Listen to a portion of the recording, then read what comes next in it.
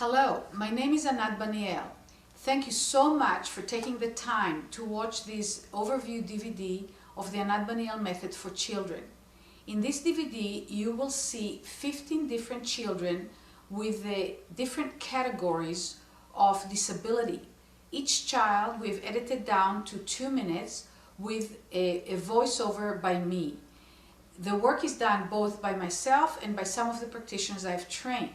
Today, there are roughly 200 Anat Baniel method practitioners. Most of them are situated in the United States, but there are a few in Israel, in Egypt, in Singapore, and a few in Europe.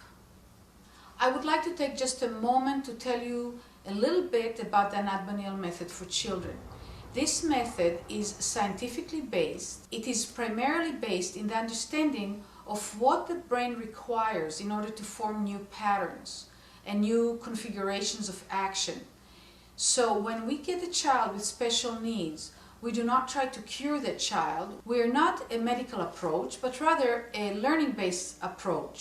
No matter what the condition of the child, we always look to see if we can find a way to communicate with that child and that child's brain to help it form new patterns that will help the child get past its own limitations. I have identified 9 basic requirements, which I call the 9 essentials, that when the brain is presented with those essentials, it gets the information it needs in order to begin forming patterns very quickly and very efficiently. And with children, it is done even faster than with adults. The first and most fundamental essential is what I call movement with attention. Movement helps the brain both grow and organize.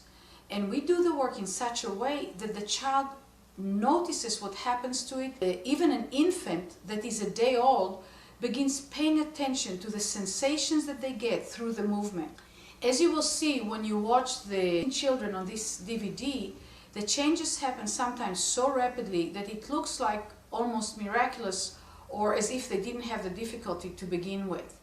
With other children, the process is much longer, but in each and every session, we'll look for the child to acquire a few new patterns. That means for that brain to always be creating new possibilities that helps the child move into its future.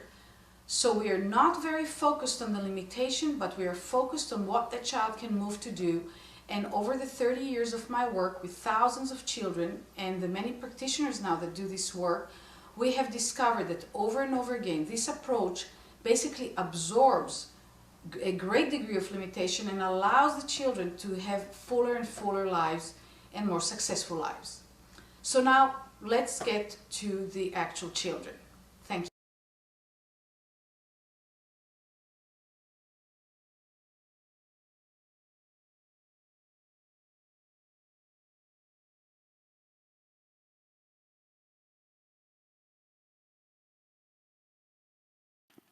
This is Eli. He's 5 months old and was referred to us by Dr. Woodard, the pediatrician, who just diagnosed him with a cerebral palsy.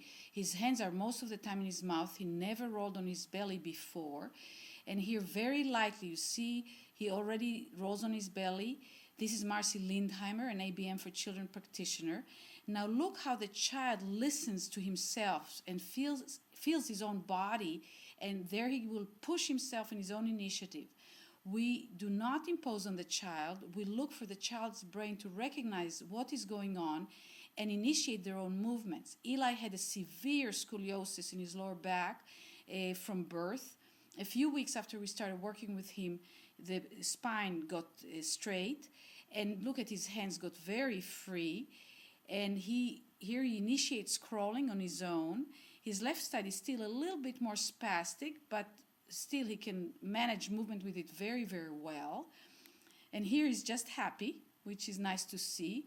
We don't impose on the child. Here with a very light touch, I helped him come on his hands and knees, and I help him bend the left leg, but when he straightens it, I won't insist, because we don't impose. We look for the child to recognize what they're doing and to initiate movement like all healthy children do. And look here, that's an example of that.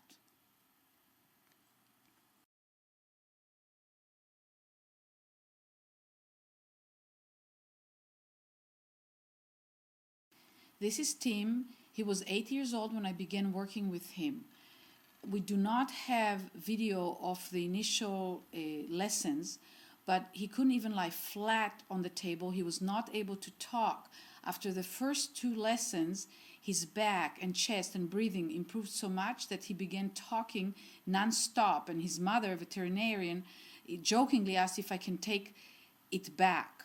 Here you see him. He has developed remarkable capacities and organization in the gravitational field. I'm actually instructing him what to do, and he's following it. Look here, he's sitting, and how beautifully, and he corrects the head when it goes sideways. Here I'm giving him instructions to take his leg behind, and look how well he follows it. He couldn't even sit up when he was first brought to me, and obviously had a huge improvement. He's a very intelligent boy, so I give him lots of verbal instructions to enhance his awareness of his own body. In a minute, I'd let you listen in to a bit of the lesson and how I communicate with Tim.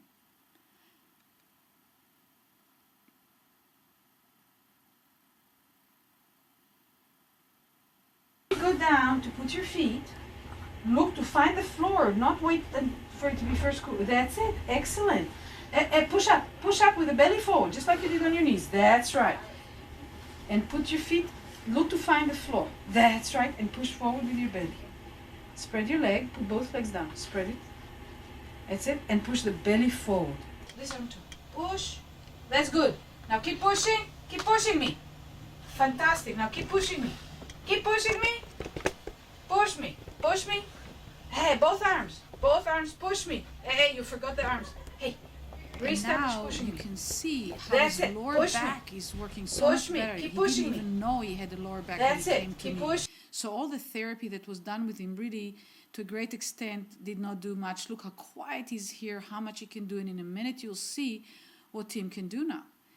You see, he simply knows how to stand up, and he walks on his own. Quite remarkable.